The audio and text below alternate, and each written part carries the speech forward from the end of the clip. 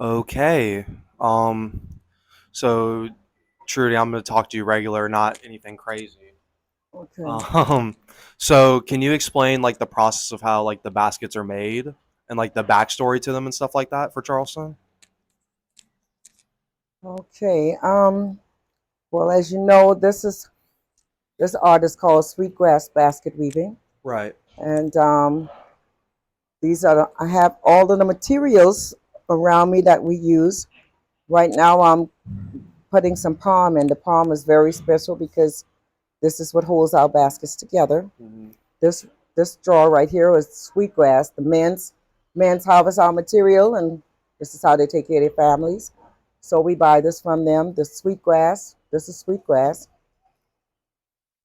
This is bulrush. These give you your color. And we also use pine needles.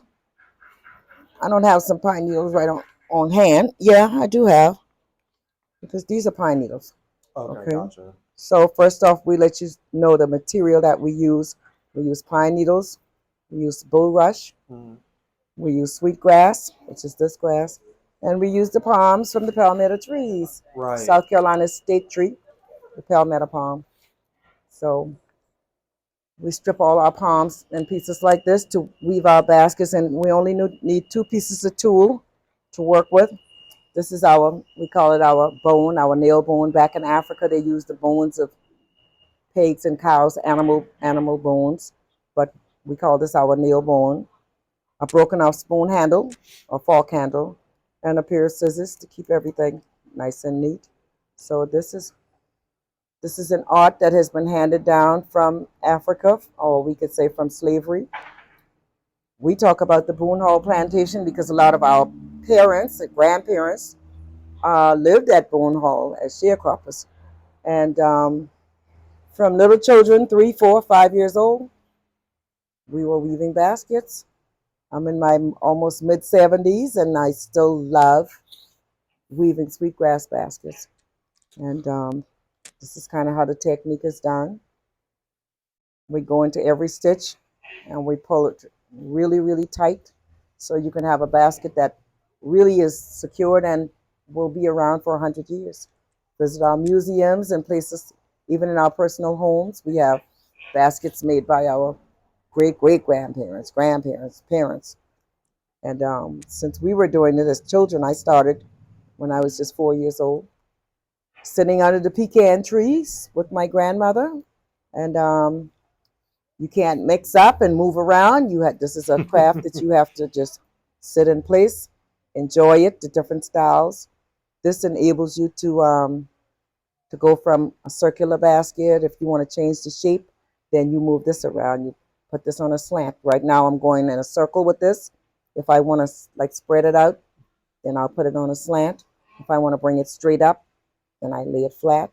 Then some baskets, as you see, where we bring it back in, well, we put this under, and that creates your different styles. Hmm.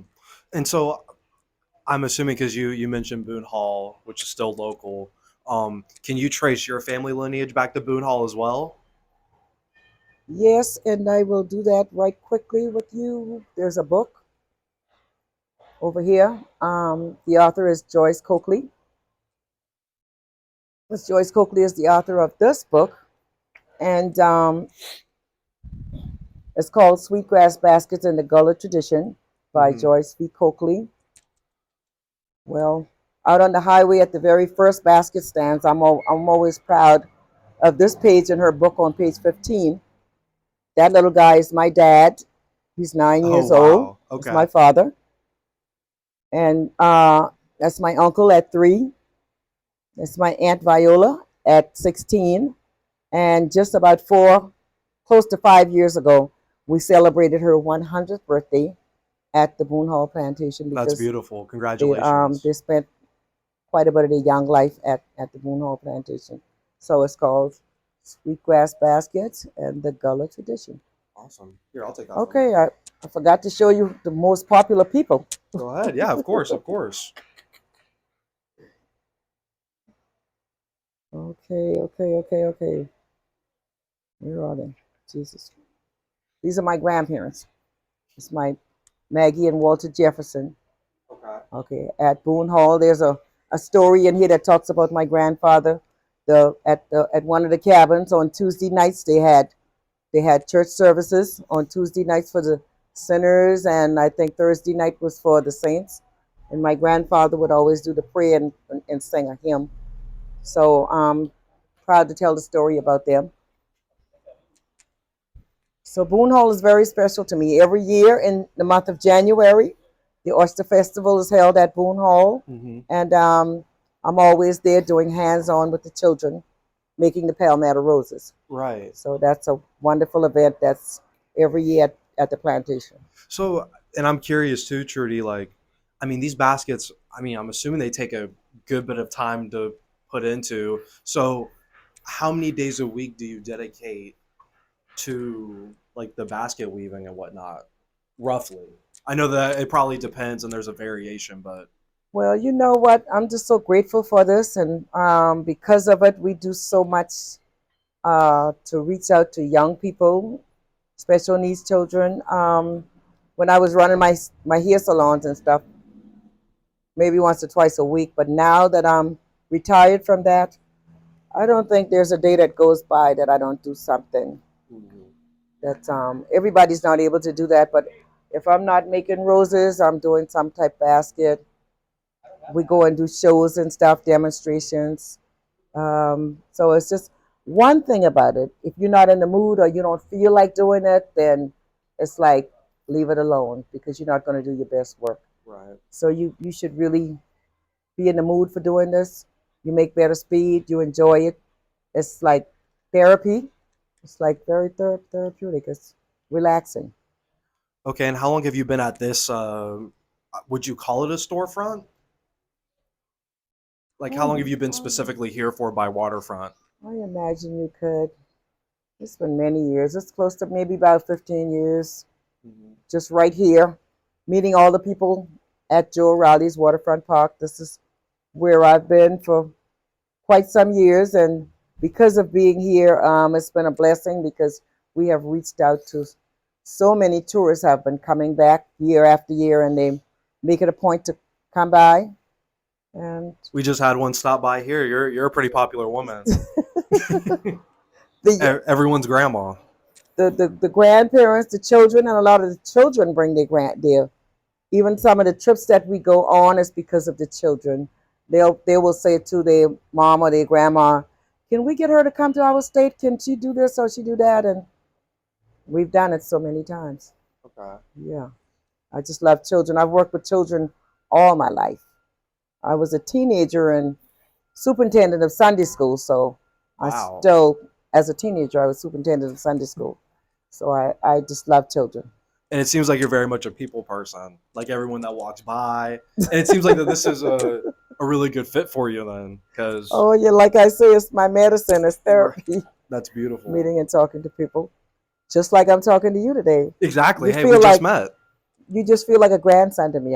Hey, I I was about to feel say now you're my new grandma. God Right, with the bless one you. that I have at home. All right. I'm sure she's proud of you. Thank you. I appreciate that. That means a lot. I hope so. Yeah, I she's try proud of hard. you. What I was beginning to ask was, do you have any memories from your life doing this that was your favorite, or that that's really hard. I know, and that's probably very Okay. broad, but You I know figured I about would weaving ask. baskets?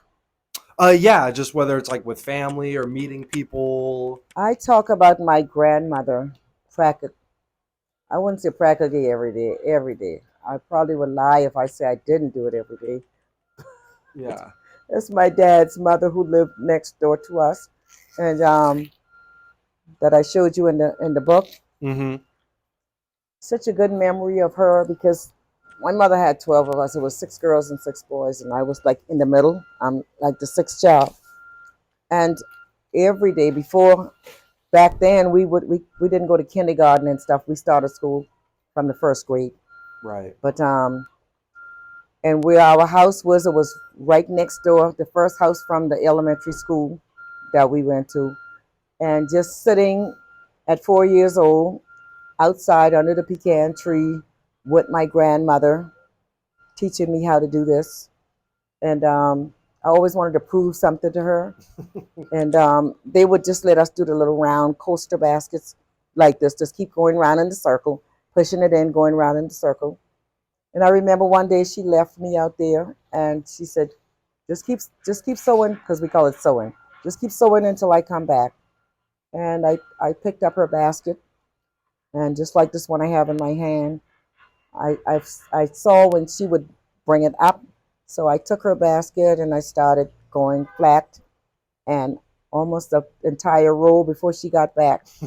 And when she came back, she noticed it right away. She said, "How did this get like this?" I said, "I did it." And the expression on her face that day, she was so happy. That's awesome. From that moment on, she started teaching me the different techniques on how to do it. And that's what we're And here now. I'll always remember that day when she went in the house and came back. And how old So, were you then? 4. I 4. was not even 5 years old Wow. yet. My Yeah. sons, they said things to me, especially the older one. "Mama, you remember when you was 4?" Right. I said, "I'm sorry, you don't." But I sure do remember. I remember. Is there something, and I'm gonna switch gears. Is there something that like tourists or even people like me that are from here, grew up here, that maybe is like a big misunderstanding about sweetgrass basket making by chance? Well, the big misunderstanding Hmm. is like Or if there's a few. such as the pricing, the amount we charge for the baskets. Right, right. I think with because I experience it a lot. If I have a basket that's $50, somebody would probably say, "This little tiny basket, Right. $50 for this little thing." Hmm. Well, I don't mean to be insulting like that. Exactly That's here. one. Okay. Okay, they would complain about, the price of it. I said, "Well, look at it. I'll explain it to them why. A lot of the weavers probably won't explain why, but I like Hmm. to tell people why. Children have questions. When I was a child, Of we course. we couldn't ask the questions like the children do now. Different time. Right. Okay, you understand what I'm saying. Yes, ma'am. But even if I feel today, if somebody want to know why, that's the only way you're going to learn. So I'll go through the whole process of telling them, man's harvest this material for a living. This is how they take care of their families. And if one of these guys come in here and says, "Well, this bundle of sweetgrass, I want $100 for it." If you know this is your profession and this is what you're going to do, well, you better you buy it. And it's things like that that causes us to charge what we charge for it. And I just look at it not so much as what they charge me for it, but this is pure art. This is art. I'm taking some of the kids coming in says, "You take those straws and make a basket?" Well, I take these straws and I turn it into a beautiful piece of art that you could use. And the thing about it, take care of it and it'll be around for 100 years. Purest form of art, especially in So Charleston. you don't value that. So I've learned that through experience. I take my time to explain to you why it's priced like that. And if you want it, you'll buy it. If not, it's no hard feelings. And I've had people to leave, and before they leave Charleston, They they come will back. rush back in here to see if that favorite piece Right. 2 weeks ago when they came is still in here. And that's just the truth, the naked truth. Hmm. I'll take that from you. Okay. If that's you know what you're talking about. Hmm. Okay. Yeah. No. Definitely. For instance, I'm making a flower right now. I've switched from this Right. to this. Right. Now, three three strands of palm from here. When I'm done with this, some of the kids give up the class and says, "I don't want to do this. I only came to your class because my grandmother made me come, and I don't really want to do this." But I just keep after them, keep after them. And once they get the feel of it and make that first one, then they're so proud of themselves. And Wait. they're down So here now in the streets with their own little business. right. Right. And I'm curious. So you hold classes for people that want to learn, or different? Do different people like have that in the city, or? Uh, I don't hold the classes, but during the summer, I have classes at my church, and work with the city at the different camps. Like this past summer, we did all the different camps in North Charleston, Right. Gethsemane, and the different ones over on Montague and stuff. So the kids that are there for the summer in the camp, when they leave at the end of the day, we have taught them how to make this flour, and they don't have to actually come downtown Charleston to do it. They can do it right in their neighborhood. Right there. Yeah, So let's see. So that's beautiful. You do that for the kids. yeah. What if there was something where like I wanted to learn it? Is there a chance, or like not really? Well, the Charleston Museum, they have there are different areas where you could go where there are ladies that do teach the classes and stuff. Maybe I would have done it more when I was younger, but I reach more people doing it the way I do, like going into the schools and stuff like that. And there have been teachers. I've been, for instance, at North Charleston High. One of my grandsons was in a special needs class there, and I would go. I believe it was like on Tuesdays and Fridays, just for an hour. Sometimes it extended into 2.5 hours. But you'd be surprised what even the special needs children can do. Definitely. Yeah. And so I'm gonna switch gears a little bit, and I just came up with this question off the top of my head. So I know you're in your mid 70s now. You've been doing this for a long time. 72. I'm on 1950, baby.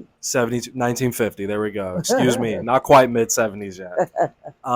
No. And I want to ask if you like have had. I know you've had experiences, but if you want to talk about like maybe what it was like growing up as a teen in 1960s South Carolina and Charleston, like in regards to maybe, the civil rights movement and how that was like here. Is that something that Well, you know what? I believe in. I have my own opinion about certain things and stuff, and some things I didn't enjoy and whatnot. But when it certain parts, like getting out there and fighting, if there's a lot of ladies at my church and different people that tells me things like they were a part of Martin Luther King marches and different things like that. Even my Yeah. son is into a lot of politics right now, and he pastors the church. right? About to run for the councilman for our district Mm-hmm. and stuff. I don't feel that's my part. I like to support. I'll support, but I'm not going to get on the front line and get locked up on the bus and go to jail and spend Right, time. right. And truth be told, Yeah. I'm for the right thing. I'm just for the right thing. And a lot of people, do things to embarrass you or hurt your feeling or make you feel like you're not that good. But I'm the type that sits back and show you that we don't have to do it in that kind of way. I'm not for the wrong way of doing it because I believe what goes around comes around. If you do wrong, it's going to come back after Definitely. you. But some people don't mind dying for the cause of civil rights being treated right. Mm. And my thing is prayer is the key. Everybody don't feel like that. Everybody in my family don't feel like that, but everybody have their own individual only. There's a lot of interruptions down here. But, No, it's all good. Hopefully the mic doesn't pick it up, but we'll see. okay. But I just love beauty, and I love helping people, and I don't mind being that behind the scene person that's getting a lot done. Noted. So there go that beautiful. There we go. Yeah. So if you don't think, I'll put this up by anybody and says, well, some of the kids down here we charge from $3 to $5 for these roses, but you will have this forever. You don't have to put it in water. You don't have to do nothing to it. It takes care of itself. You buy the live roses and stuff. Some of them are $6 to $12 per rose, Gone in a week. and less than a week. Right. So I'm so proud of the Palmetto roses and tulips. They're beautiful. My number one thing. I'll sit up all night and make these roses. I really do. Yeah. Because we use them for weddings, and we're advertising in the meantime we're talking. We use them for weddings, for birthdays, special occasions. We do so many different things. We make beautiful wreaths for your doors and stuff on the walls inside. We make napkin rings with them. We make Christmas ornaments.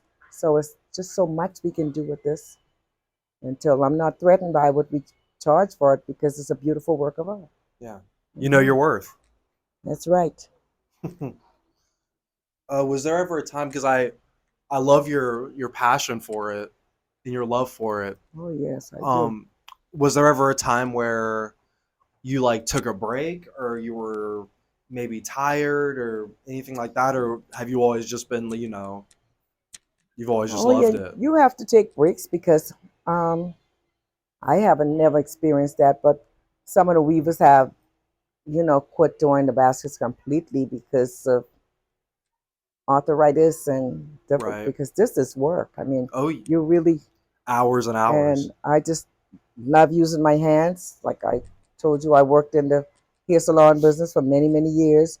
That's a lot of hand Everything's with work. your hands. And then at night, I would, after doing all those hours in the salon, I would still go home and do this because of the relaxation that comes from it, and just to know that you could take this and I'll see baskets made out of other materials when I do take a break because my children lived out of state. My daughter lived in Texas for years and DC and other places, and I love it so much until I'll pack this with my luggage and make small pieces like jewelry, like earrings and bracelets and stuff like that. I was about to ask you, because So, I see that like you have jewelry here and stuff, so you make jewelry as well. yeah, you see some of those beautiful stuff over I do. there? It's beautiful for sure. Right. Yeah, I love it. Yep.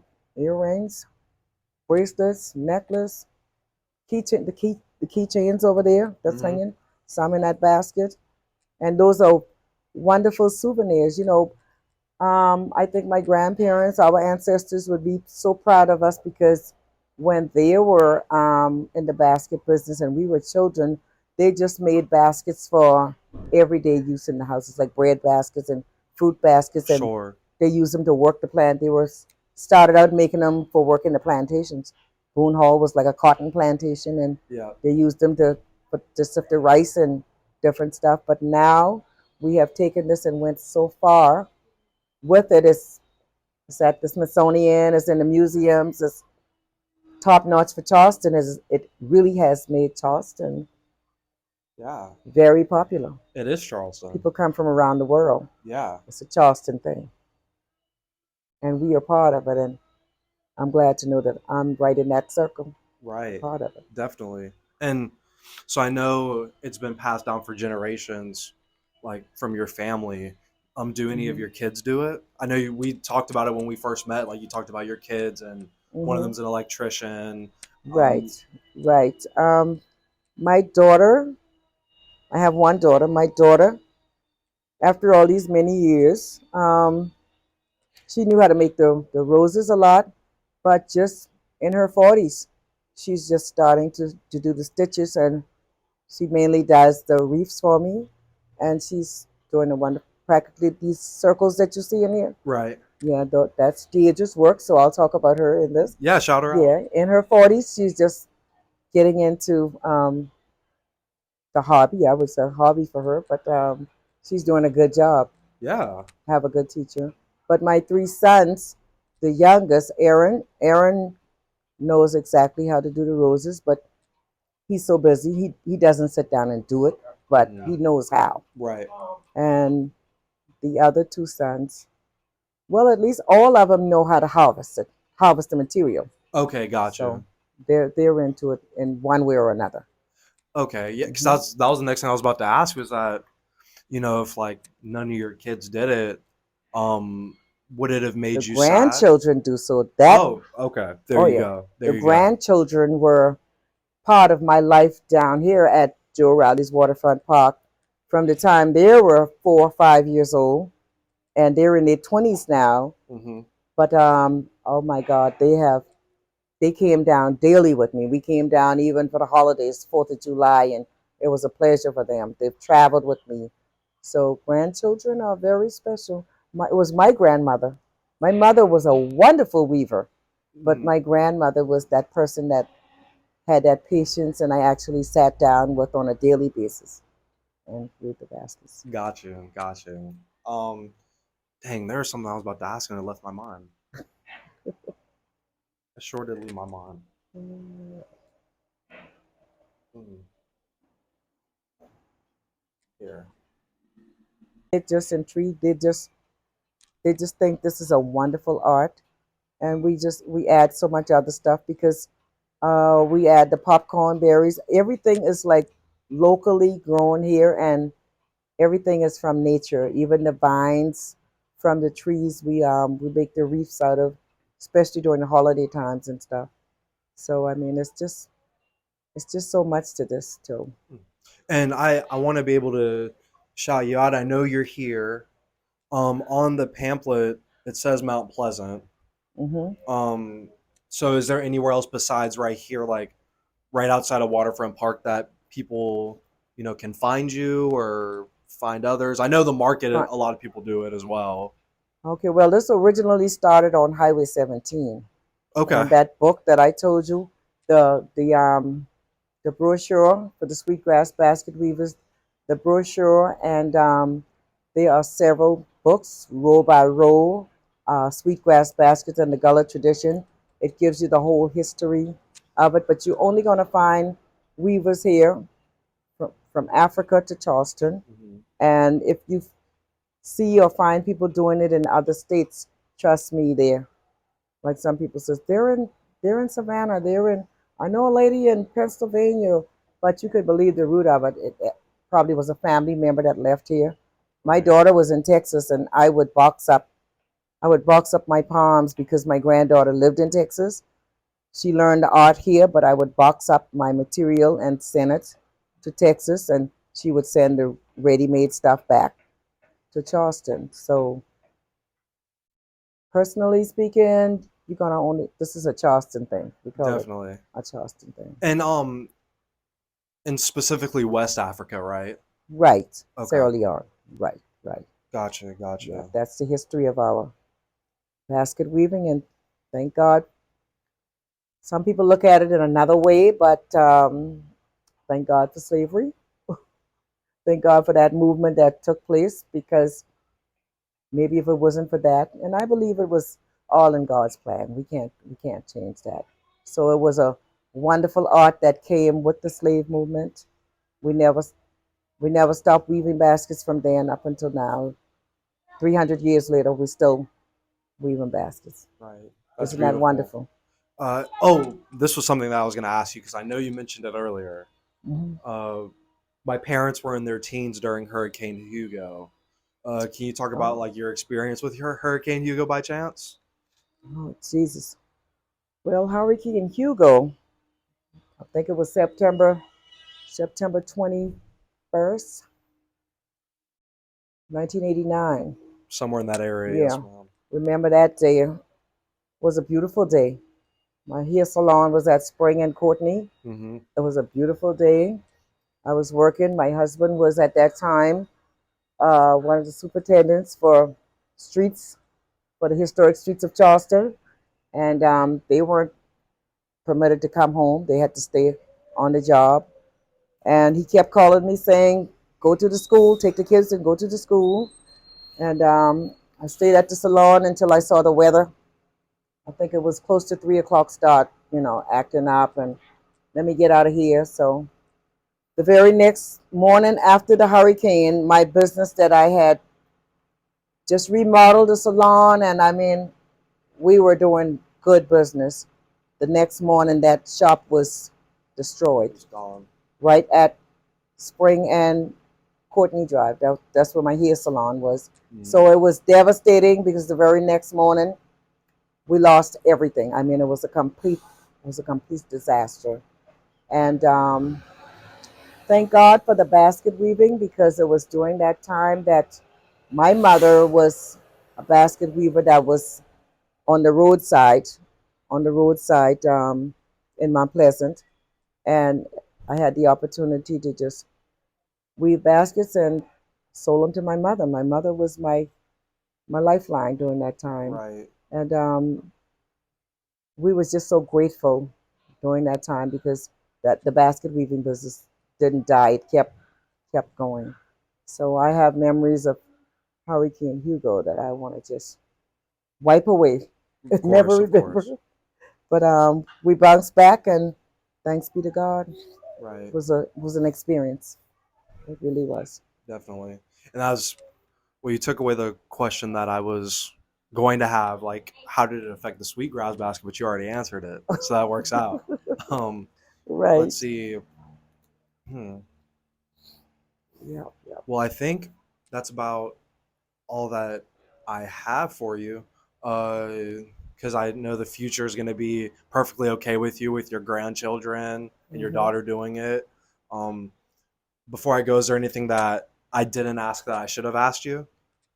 Well, you know what? I would, within this interview, I would really end it on this quote.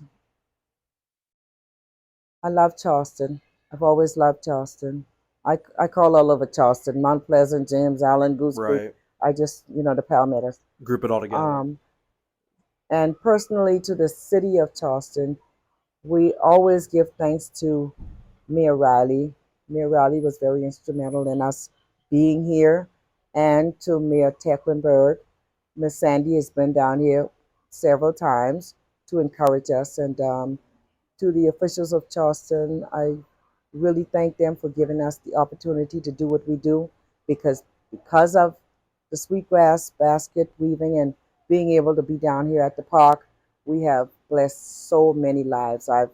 I'm just anonymous in talking about some of the things that it has enabled us to do, to be a blessing to the city and the surrounding area. So I think we can end it on that. Thanks to the city of Charleston for the wonderful hospitality that has been given to us. Of course. And before I go, we're giving thanks. I want to thank you for allowing me to do this because I know we just met a few minutes ago. Yeah, but you're my Um, grandson, my newest grandson. of course, Trudy. And Charleston definitely is a beautiful place, and Yeah, I'm very happy for the people like you that exist because this is very much Charleston, and I think the work that you guys do is so pure and beautiful. thank So you. we'll leave it on that. Of course, of course. Thank you so much for your time. Thank you. Keyshawn? Yes. All right. There you go. There you go. All right, everybody. Thank you for watching. Make sure to follow Kita Community on YouTube, Insta, and TikTok.